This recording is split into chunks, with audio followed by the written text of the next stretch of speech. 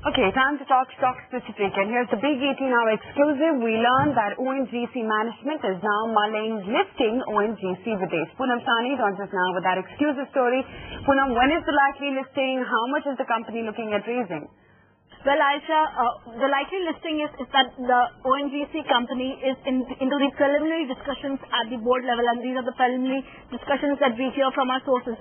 The management is likely to list its subsidiary ONGC Videsh Limited. Now, ONGC Videsh Limited has most of its assets abroad, and there is a likelihood of listing ONGC Videsh either in India or abroad, or both India and abroad. The management is thinking of diluting the equity dilution at approximately 15%, and at this stage, no government approval has been sought so far. The idea is to make the company more independent.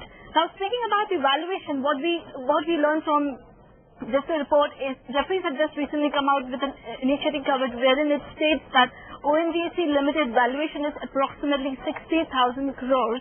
And the contribution to ONGC on a per share basis is ₹71. So that is a huge amount that probably the government can even get if at all there is an approval and if at all this thing actually goes through. So it will not only help ONGC as well as it will help the government in terms of improving the fiscal consolidation. Also, we learned from our sources that the IPO proceeds would be used to buy more assets as well as to reduce the debt burden, and the likely bankers or the possibility of the bankers are Morgan Stanley, Kotak as well as Citi. So this is what we hear from our sources, and it's definitely a move in the right direction, or maybe quite positive for the stock, for ONGC stock as well. Stock holding up, Poonam Sani up over 1.2%. Poonam Sani breaking that big story right here in markets that launch ONGC Videsh Limited could be looking at a possible listing either here in India or abroad.